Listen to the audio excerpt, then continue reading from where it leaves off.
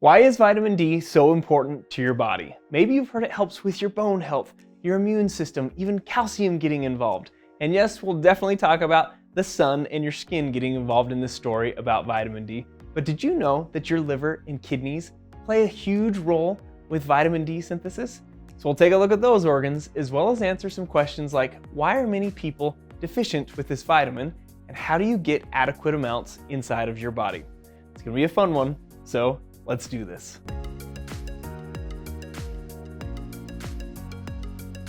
Now, one of the characteristics of vitamin D is that it's a fat-soluble vitamin. Fat-soluble vitamins dissolve in fats and tend to accumulate more in the body as compared to, say, like the water-soluble vitamins like vitamin C. Now, since we love our video quiz questions, our video quiz question of the day is, can you name the 4 fat-soluble vitamins? We've already got the first one with vitamin D, but if you can list the rest, post them in the comments below and we'll pin the correct answer at the top of the comments. Now, there are many compounds that belong to the vitamin D family, and they all have similar functions, but by far the most important is vitamin D3, also known as cholecalciferol. Now, this can be synthesized in the skin, but we need UV light to do it. So let's use this example down here on this skin dissection we have. Where I'm tracing with the probe is the top layer of the skin called the epidermis.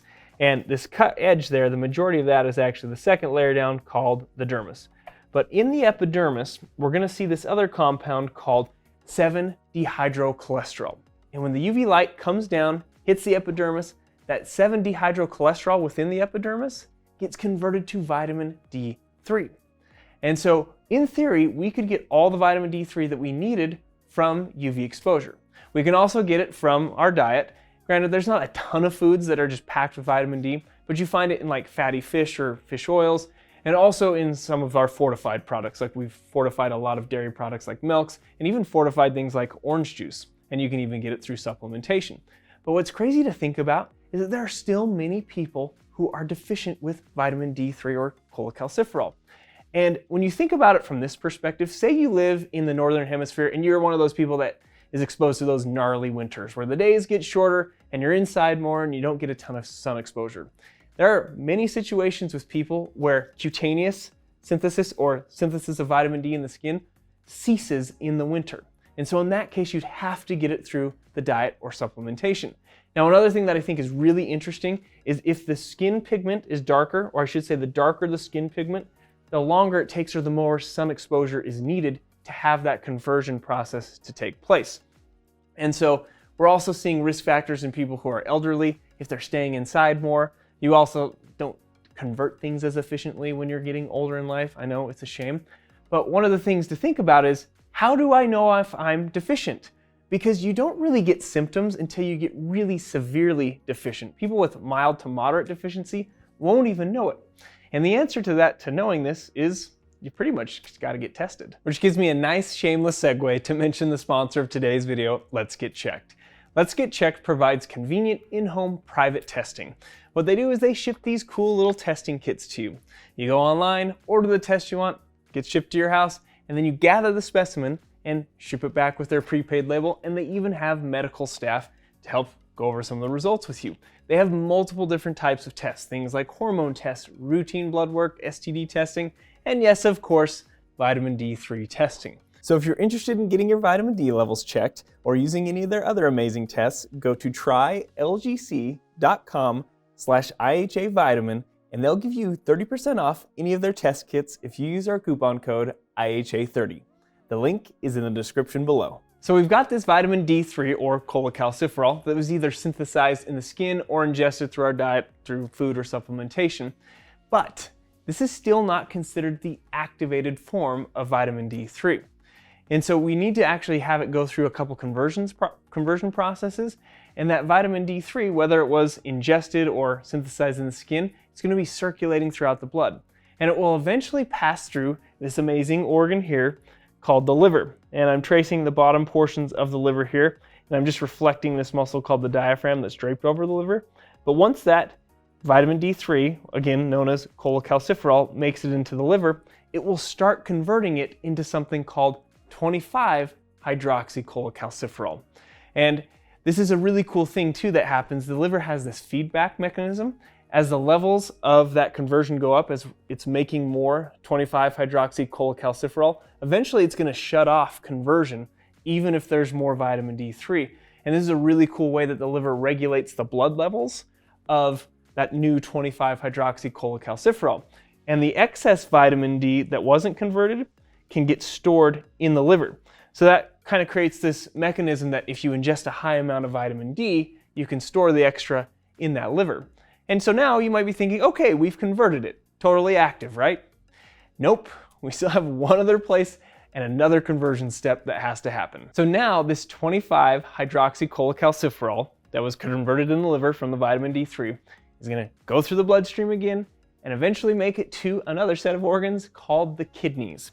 If you take a look at this cool dissection here, we've got this frontal section through this kidney, and that 25-hydroxycholecalciferol is going to go through the bloodstream here, and eventually you can see those blood vessels branching, and it will eventually make it out to the outer portion of the kidney, referred to as the renal cortex.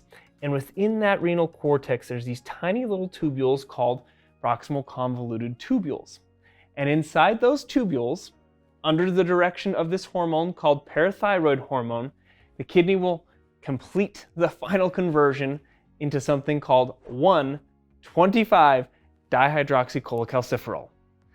The name just keeps getting longer, but we're finally to this fully active form of vitamin D. And so it can start to have its main effects. But I do want to go back to that parathyroid hormone that I mentioned. If I go to this other dissection here, this is a trachea or your windpipe, and here is your larynx, which we nickname your Adam's apple. So me touching right there is the same as me touching here. But I want to reference below the larynx or the Adam's apple this structure or little organ called the thyroid gland. And within the thyroid gland, you can't really see them, but they're embedded in here, are the parathyroid glands. The parathyroid glands, surprise, surprise, secrete parathyroid hormone. And parathyroid hormone is all about regulating calcium levels in the blood. So in a way, we can kind of think of this. Parathyroid hormone is telling the kidney, hey, we need the final conversion of this vitamin D3 to its activated version so we can get more calcium into the bloodstream. Now, you may have heard of this link before between vitamin D3 and calcium, and here's exactly what's going on here. It's super cool. That now converted 1,25-dihydroxycholecalciferol, you know it's kind of fun to say, will have an effect on the digestive tract, specifically the small intestine. But let me reflect this fatty apron called the greater omentum, and then you can see the small intestine in the abdominal cavity here. Now, again, the small intestine is a hollow tube where food is going to pass through and be absorbed. But again, keep in mind, this is a hollow tube. And the inside lining of that tube has the cells that are going to be absorbing nutrients, and in this case, we're going to be talking calcium. That 1,25-dihydroxycholecalciferol causes these intestinal cells to make more calcium-binding proteins so that it'll bind the calcium and bring it into the body from the things that you've ingested. It's super amazing. And calcium is so important to body functions. Bone health is so important with calcium. Also, for proper functioning nervous tissue and muscle tissue, calcium is important. So you can see why this vitamin D3 going through this activation process so it can absorb this calcium is so important and, frankly, quite amazing. And because it is so amazing, I want to take the chance to do a whiteboard session to make sure we're clear on all the steps we just talked about. So we've got this area, this box representing our skin, and inside our skin we had the 7-dehydrocholesterol. And as the beautiful rays of the sun shine upon our skin, that 7-dehydrocholesterol gets converted into vitamin D3. Now, this is one pathway. We can also ingest vitamin D3 through our diet, put it in our mouth, swallow it down, and poof, both of these pathways will end up in the same place by going to the liver.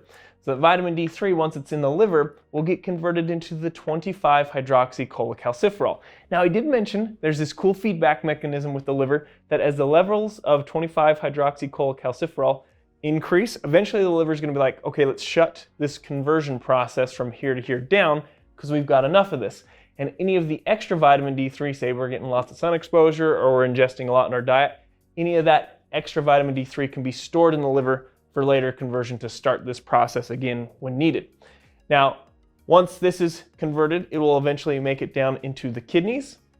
And under the direction of parathyroid gland, it secretes parathyroid hormone, because again, the parathyroid gland is all about regulating calcium levels in the bloodstream, we'll get this conversion of 25-hydroxycholecalciferol into the 1,25-dihydroxycholecalciferol. Again, totally fun to say. And the reason there's cute little stars here is because this is when we've got kind of our activated form here. This is where we're going to have some of the magic happen, because this will then move into the small intestine, and that 1,25-dihydroxycholecalciferol will increase the number of calcium-binding proteins in the cells of the intestine, those cells that absorb nutrients. And if we increase those proteins, we increase the amount of calcium absorption. And that's one of our main functions of vitamin D. It's all about getting more calcium into the bloodstream. And like we said earlier, it's pretty amazing. And if the effects of vitamin D on calcium aren't amazing enough, there's some other potential effects that vitamin D can have throughout your body. I say potential because there's a need for more research and more information about how these mechanisms work through vitamin D. For example, many of your immune cells have the receptor for the activated form of vitamin D. So it's thought that it may promote your immune system, help with infections as well as inflammation. There's also some laboratory studies that show that vitamin D may also inhibit the growth of cancer cells. So some pretty cool things that we can look into through this amazing vitamin. And let me just come back to this discussion about vitamin D deficiency. As we mentioned earlier, people with mild to moderate deficiencies often don't know because they're asymptomatic. Again, the only way to know in that situation is through proper testing. But as the deficiency becomes more prolonged or more severe, then things can start to manifest as symptoms. And it most often manifests with the bones. And because remember, when we don't have vitamin D, we're not going to be able to absorb calcium into the bloodstream. So what happens is it gets pulled from the storage in the bone. And then bones can become weaker, you can get bone pain, even easier fractures. And sometimes people can develop something called osteomalacia, which is the softening of bone tissue. Rickets is the kids' version of osteomalacia, and luckily, because of our knowledge of this and our ability to supplement, we don't see that as much anymore. But again, kind of this cool thing to think about with vitamin D. And I can get it from the sun if I want to. And I just have to mention one thing about that because I'm one of those people who burns pretty easily. And so I layer up with sunscreen, which will inhibit vitamin D formation because that sunscreen blocks out UV rays.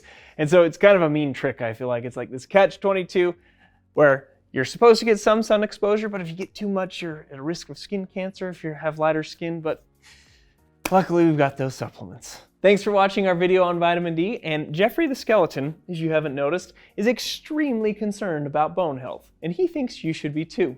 So if you're interested in testing your vitamin D levels, be sure to check out that link in the description below with today's sponsor, Let's Get Checked, and they'll give you guys 30% off the vitamin D test as well as the other tests that they offer.